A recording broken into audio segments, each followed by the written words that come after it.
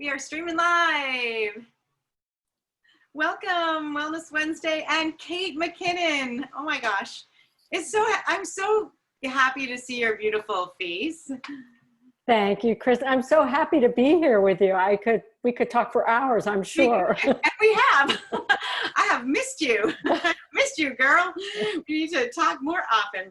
All right, let me just make sure I think we are streaming there. There we go. So I'm excited to talk to Kate today because when I talk about creating the rhythms of your life, we talk a lot about health. My background initially was a lot in fitness, and so we talk about health and wellness. But for me, I like to focus on 4 pillars of our lives: our mindset and our energy, which is really internally generated, and then our time and our environment, how we spend our time and how we craft an environment that supports us, including the relationships that we have. And Kate, you are an expert on creating that environment with your work with Feng Shui. Am I even saying it right? You're saying it perfectly correctly.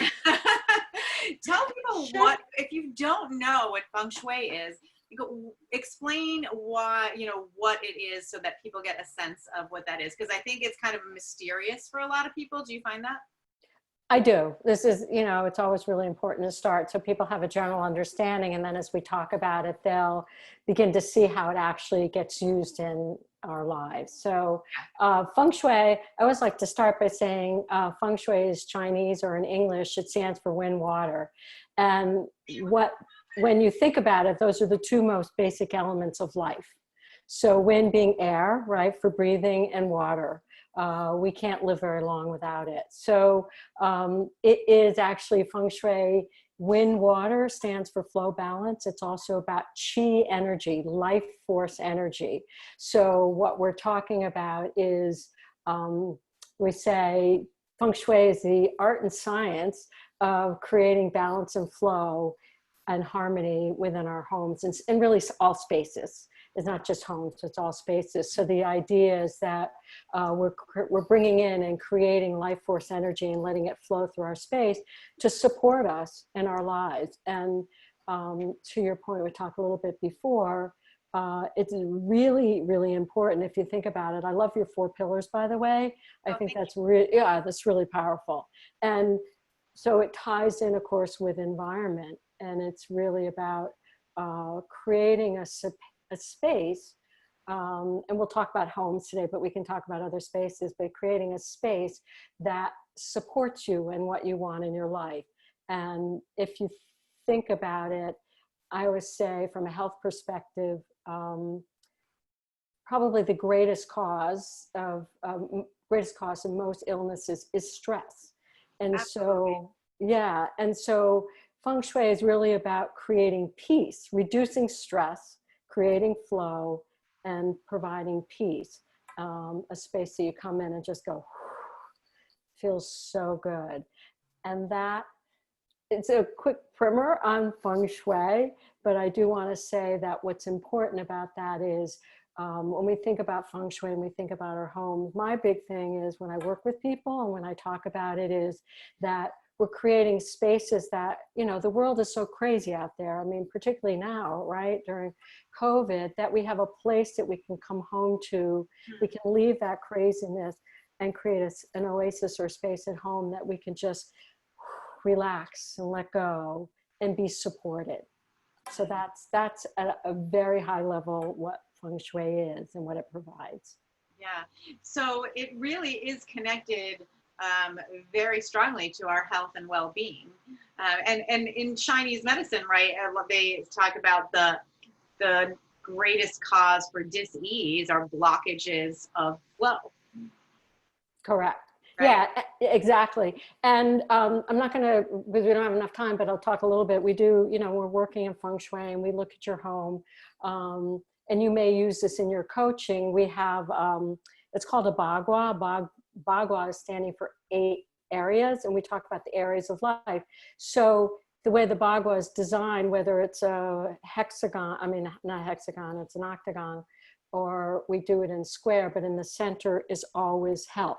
So we say, without health, you have nothing. So health is center, and central to everything we do. It is key.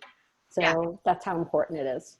Absolutely. I think it was, I'm not sure, was it Emerson that said the greatest health is wealth, or Thoreau or something like that. And it's so true, because in times in my life when I did not have health, it's like nothing else really mattered at that moment, right? Right. Yeah, absolutely. And we take it for granted, because when you're feeling good, you're not thinking about, wow, this is how good, this is what feeling good feels like. You think about it when you're not feeling good. Like, oh, I want that feeling back when I felt good, you know?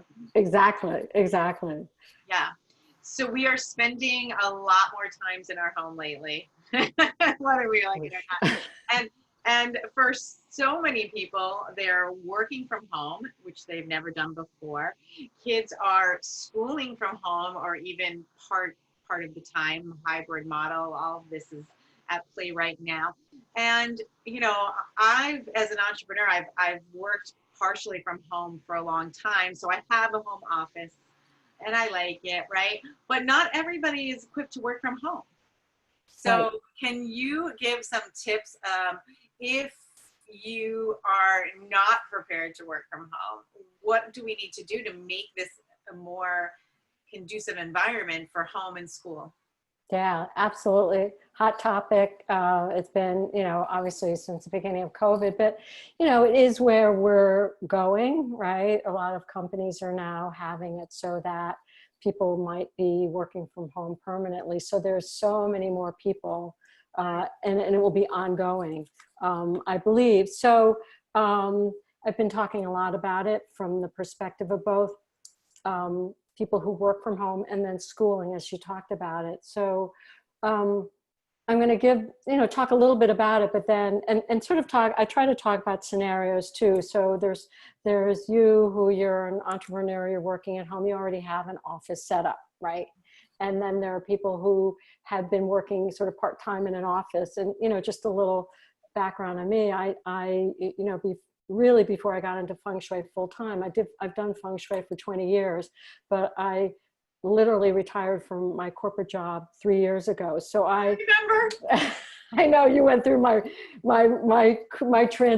retirement and transition, which was actually huge, to go from being corporate to a creative entrepreneur at this point in my life.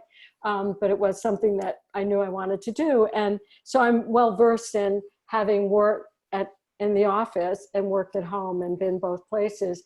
And so I say that because I'm very aware of sort of now having my office at home, which is actually pretty much the same office I had when I was working in the office, but it's set up a little bit differently. And so the things that I like to talk about, and I'll talk about that first, working from home, and then we'll talk about schooling. And some of it will overlap, believe it or not.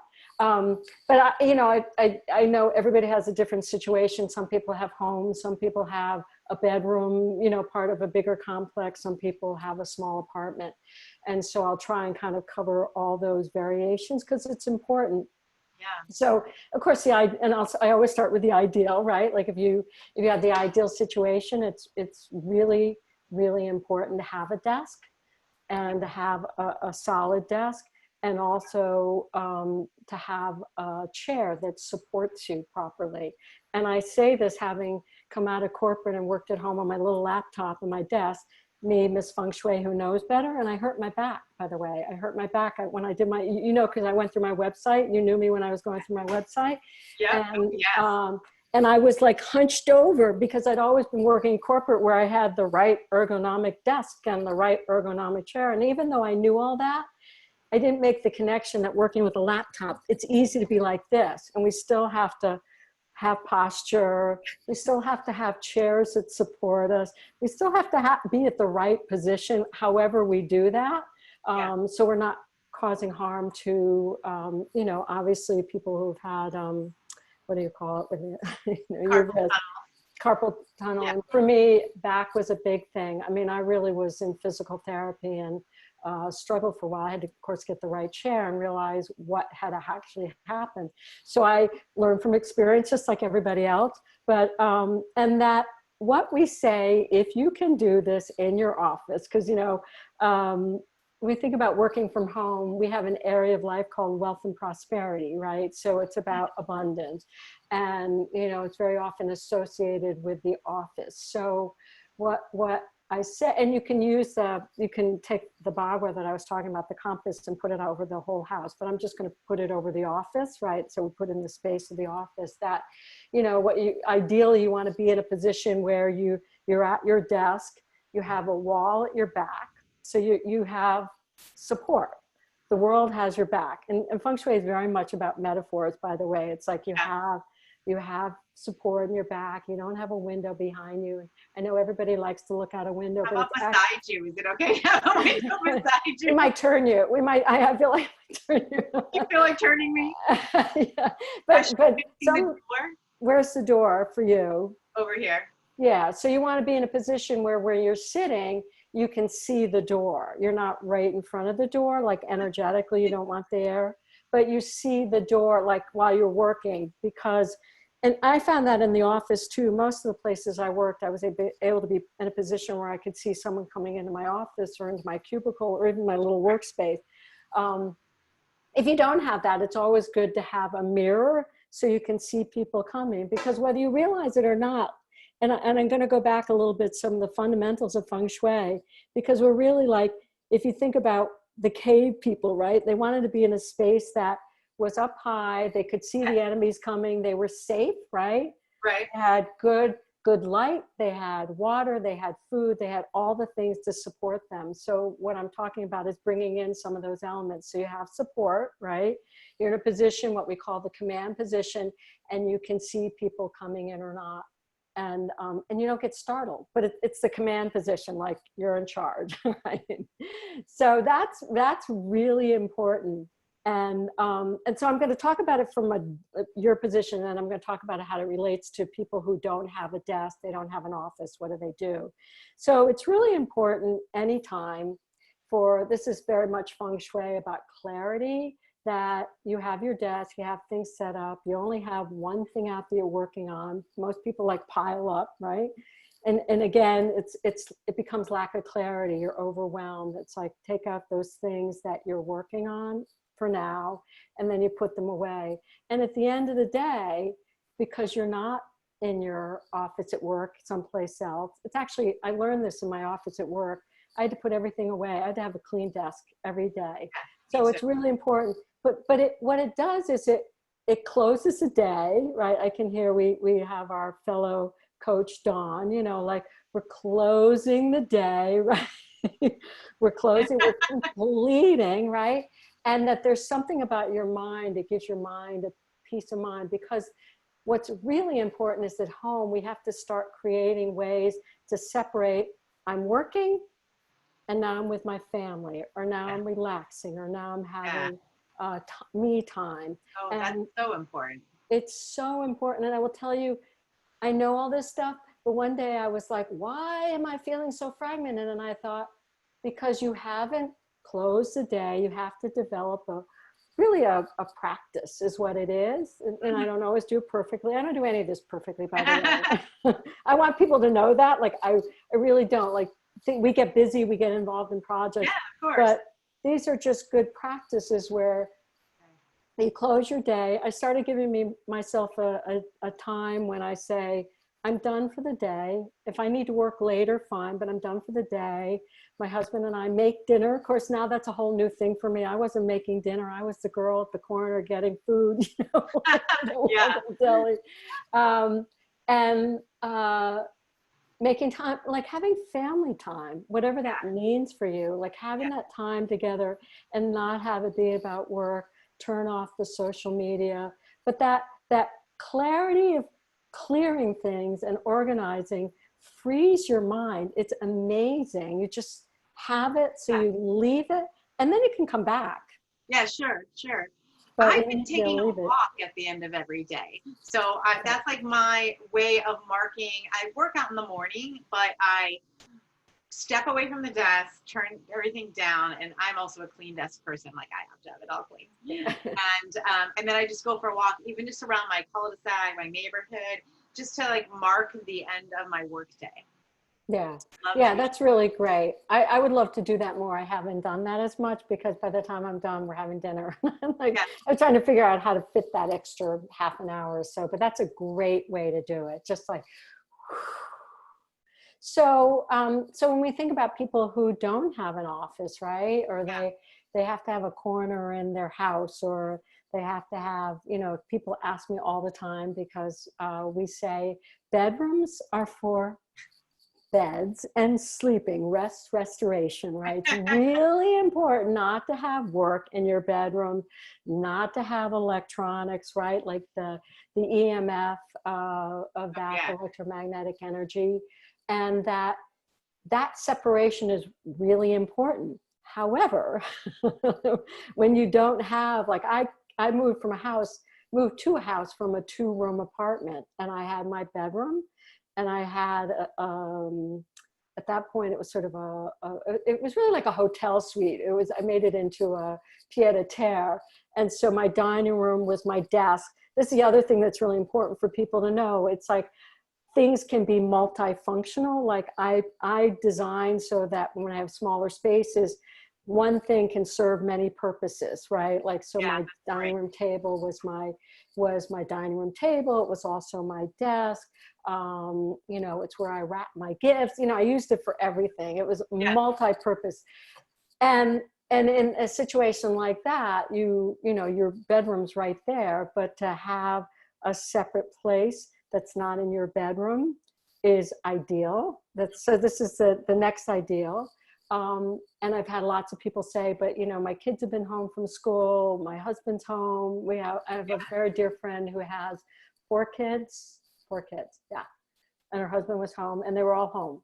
And she What do said you she do would when just, there's multiple family members? There's only so yeah, many desks you can fit. And exactly. So that was it. Like, and so what she did, and what I'm recommending, it's almost like I did an article recently on Panera. Like, it's kind of like going to Starbucks or something like that. If you have many people and you don't have many spaces, then you have the shared, like the dining room becomes like a shared space where you bring your computers up, you set it. I've seen kids from school do it. One's at the one end of the table, one's at the other.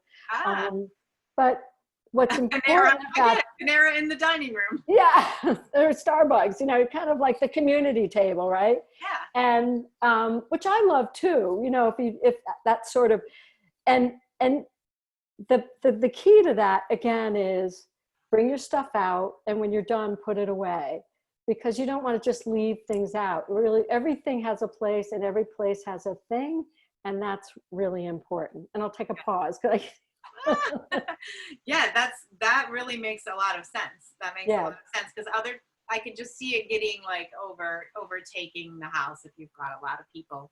Yeah, yeah, exactly. And then the final thing is, if you only have a bedroom and you have to work in the bedroom, ideally what you want to do is have some place where you can sit. I know a lot of people, and you know, it's become the way. It's a generational thing. Like, you know, have an area that has couches and soft chairs, and people just kind of work however they work, like My chair that, back right? there. Sometimes I'm working on that chair with my laptop and I'm like this, and you're so right. I'm so hunched over because I never actually sit in the chair like normal people. Like, I'm sitting sideways with my legs over the side and I'm all mangled and I wonder why my neck is hurting me. Why is this hurt? Yeah. So it's just being mindful of that. I know people like to work that way, but again, if you're somebody who can only work in the bedroom because that's really the only place, you have many people in the family, then again, it's really important to, this is my biggest thing, is like, work, but close things up and take the computer out of the bedroom. Do not leave it in the bedroom. And if you only have one room, you want it as far away from where you're sleeping, right? So you're not being affected by it, because that is important. Sleep in terms of help, sleep is really important. One of the biggest things in Feng Shui is your bedroom, your bed, and how you sleep. So it's really important when we think about working in our bedroom to make sure we're mindful of that right away. And I think I think I covered that. And then that's for people working from home. Mm-hmm, mm-hmm. And it actually ties into, we talked a little bit about if, my friend with, she actually had, her daughter was working, but working from her husband. And then she had 3 sons who were all in school, 2 in college and 1 in high school. And so again, being able to find their place. And I think part of what I'm seeing, and it's just me and my husband at this point, and I'm working from home. He's used to me going, and then he has time to do whatever he wants to do. And I'm used to him going out, but we haven't spent 6 months together like this ever, which I'm sure is true for everybody. Everybody. It's a lot of time. And my husband actually does go out to work. He had to always go into the office since the beginning, and still it's a lot of time. Well, and that's the thing. And so part of it too, and this is just really practical, is, for instance, it was bothering him because he takes lessons, musical lessons, and we weren't coordinating our schedules. So part of it is the communication, really, mm-hmm. instead of being frustrated and angry, because I could see that was happening. And then I have to do my videos like this, and I need to be where the best reception is on the internet or whatever. And so we finally said, well, when do you have your lessons? Okay, I won't be doing it then. And when do I need to be doing what I need to be? And if I'm disturbing him, be out of the house. It's very interesting, or just be quiet, right? Yeah. But I think this is a really important part in this time, because I think is one of the bigger parts. Not only are we home a lot, but there can be a lot of friction, right? A lot of things that you're not used to doing, and people get frustrated or, annoyed and stuff like that. And we just learned that even with just the 2 of us and a cat, we still have to have those conversations. Yeah. And we have many people. It's so, so important. Yeah, you need to get that rhythm going. I'm like, when people need their space where they're talking or doing videos or on calls or Zooms, like I feel like my day is on Zoom. Right. And then when people need quiet to work, and maybe try to get into a little bit of rhythm so that everybody's preferences and habits can be respected and honored. Right, right. So, so that's several things in terms of just, good chair, good desk, basic. If you can be sitting with your back supported, that's important. Good lighting. You'd be surprised how many people are just used to working in the dark, literally, or, figuratively, but lighting and Feng Shui. And so I'm going to clarify in Feng Shui, when you have low lighting, it contributes to depression. So it's important to have your place well lit. And doesn't have, all the lights don't have to be on, obviously, but where you are, you're working, that you can read, and we like nice ambiance, obviously, but it's important when you're working to have a good light that you can read. And airflow is really important. As we said, air being the most important element. So I know it was really hot this summer, and even the cross ventilation in our windows was not good. I finally had to use air conditioning, but now I can feel the breeze coming again. I can feel the flow, and it feels good. But it's important to have that. And then the last thing that I want to, if we have time, talk about, because it really ties into this, and people hear this all the time, but I'm going to say it again because it's still really important, is that clutter. I have no other a lot of people have been in a declutter mode, right? Because they're home and they just decided to clean out closets, make sourdough bread, everybody, that's what everybody seems to be doing. But decluttering, myself included, I went through a lot of reorganizing. Yeah. It's very, very important. It's actually, talk about clutter, and that it really does affect us. Because the thing I'm going to talk a little bit about Feng Shui is, it really is all about energy. And I did a podcast recently where someone was great. She just said, take the woo-woo factor out, and I just said, if you think about energy, she even said it, it's physics. Like, whether you believe in it or not, we are energy. We're surrounded by energy, and we are very much affected by energy, whether we realize it or not. And one of the ways that when we start feeling oppressed because we have stuff building up, or every time you go to that drawer and everything comes out, that's energy. And that's part of what this is so great about this time, is there are people having a chance to go and organize and start cleaning up and moving that stuff, because that actually makes a huge, huge difference in how we feel and how we are in our space. Really important. That is so true. I mean, I know I am dramatically affected by that. Like maybe I'm a little bit OCD-ish with that, but I need to have, in order to concentrate, things in order. So in our basement, we have half unfinished and we have a finished basement. And that's sort of like my husband's man cave down there, right? And over the years, it's got quite messy and disorganized. And I can't watch television down there because it's like I can't. That's where the big screen is, and we were just talking about watching something down there, and it distracts me. It like drains me to see like piles of stuff on his desk, and I'm like, I'll just upstairs is better for me. So it really, I think that people underestimate the power that has over their health and their energy and their intention and their mood. And that's why I say, even though I'm saying it last, sometimes I say it first, but it really is very, very important, because everything holds energy. This paper holds energy, and then some things have emotional energy. And what happens is when I work with people, very often I start with, tell me about, the day in life of Kristen, and we talk about where you go. And then I always say, where do you not go? Where do you not like? So you would say to me, possibly in the basement. And I would say, I could bet, if I was a betting woman, that there's a lot of stuff. I'll just say that, whether it's because a lot of stuff.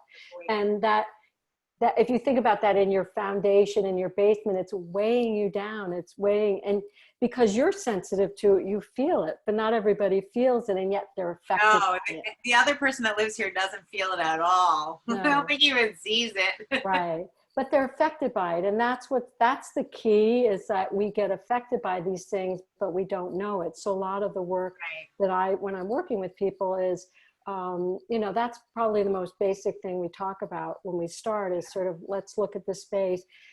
Some people have no clutter, or when I say, but tell me about whatever, where do you not like going? And they go, well, I don't go in there because the refrigerator's broken. Well, that's a form of clutter. Like anything that's broken, like that affects us. And so that's really important in this time. I've talked a lot about it. It's like in this time when we're home, that's actually affecting us. So to actually look at these things and say, where do I need to fix things? Where do I need to move things? Where I just clean out that closet that I don't even use because I can't even look at it, right? Right. It's affecting us. So the space is about, and then the final most important thing is, and again, I usually start first, but we started with the office, is like how energy enters the space, how it enters a doorway, making sure from how, if you have a house with a driveway and a property, how it enters your property, how it enters your front door, how it enters the room. I mean, I always liken energy to, I wasn't a dancer, but I remember taking a dance class once, and this woman was a choreographer, and she said, dancers need to use the whole stage. Yes, use your stage. So this is our stage, right? Yeah. So that's really important to think that energy's moving. It's not just being blocked in one place, because that one place usually is related to something else that's going on. And when we look at where energy's blocked, we can see, is there a money problem, right? Is there a health problem? Is there, whatever it is, a career problem? So yeah, it's all connected. And I would definitely challenge people who are watching, who decide to incorporate some of Kate's tips, to notice how things change for you. You may not realize the connection. I think that's what happens. People don't make the correlation between the fact that I cleaned up my desk, cleaned up my closet, and got a new client, or got a promotion at work, or ended up getting some unexpected money, or whatever it might be, or the pain in your neck went away. All of those things, that it really is, it's not magical, it's science. You said it perfectly. I couldn't have said it better myself. It's true. It's true. I love it. Well, I always like to wrap up with a little essential oil. I know you are an essential oil fan too. And the one I picked for today's chat is lemongrass, because this is the oil of cleansing. And so when you are going to clean out that closet or simply clear off your desk at the end of the day, or you're making that transition from your Starbucks, Panera dining room table where you've got an entire family of 15 sitting around and working in the same spot, and you want to transition to evening, then diffuse some lemongrass, because it kind of clears the energy and it makes way for a new thing. So I love lemongrass in the diffuser. As always with pure essential oils, there are so many other things you can use this for. I was just chatting with someone about using this to support their cholesterol levels. So there's always many applications, but cleansing your space as it relates to our topic today, lemongrass is your best friend. When you want to clean something out, I actually have been cleaning out my mother's condo, and I a couple of times brought my diffuser and diffused some lemongrass. So that kind of supports you in that effort of clearing space. I love that. Can I add one thing? I'm a Yes, doTERRA please. person myself. I love that you brought that up, and I'm going to get some lemongrass. I've not used that, but in Feng Shui, we set citrus. It's sort of general. I use wild orange, Yeah, but citrus, we use orange for a lot of things, and a lot of it's about clearing energy, and it's in parallel, it's right in line with what you're saying. So I'm going to go get some lemongrass, but I wanted to say that from a Feng Shui perspective, we use oils and essential oils and spraying to clear the energy. Exactly what you're saying. It's really, really powerful. It really is. And before we wrap up, because I want people to know how to contact you, we do have a question. Marion is asking, what corner of your office space is the money corner, and what is a good thing to put there? Great question. Okay, so the far left-hand corner is your, what we call wealth and prosperity corner from the doorway, right? No matter where the doorway. My door's here, so I am in the far left-hand corner. You are in the money corner. I'm in the money spot right now. Is that good? Should I be there? You should be there. You should be there. What else should be here with me? Well, so to answer the question, a good thing is a healthy green plant is a really good thing for your money corner. A money tree is always good. It depends again on the lighting and stuff like that. But we always recommend that would be sort of the most basic and simple thing, and to have a beautiful plant. And I always say, if you can't have a live plant, you can have a really good silk plant. Okay. But you want the idea of, and again, plants are great air purifiers. Plants are about growth, right? They're about, energetically growing. So it's a really powerful thing to have in your money corner. I love that. I'm going to have to find a plant that, I don't think I have any really healthy green plants. I have some unhealthy green plants, so I'm not the greenest thumb. But I do have some crystals in my money corner over here, and I have some oils. So an amethyst is good for if you want to have crystals. You put an amethyst. Yeah. I have a bunch sitting here, I also have my I Am Magnetic blend, which is good. prosperity. That's really good too. So if you have questions about that and you want to learn more, reach out. So where can people find you? And we want to make sure we put this in the chat so that anyone can hook up with you and learn more. I may need you to come and give me some more tips, because I would love to see you.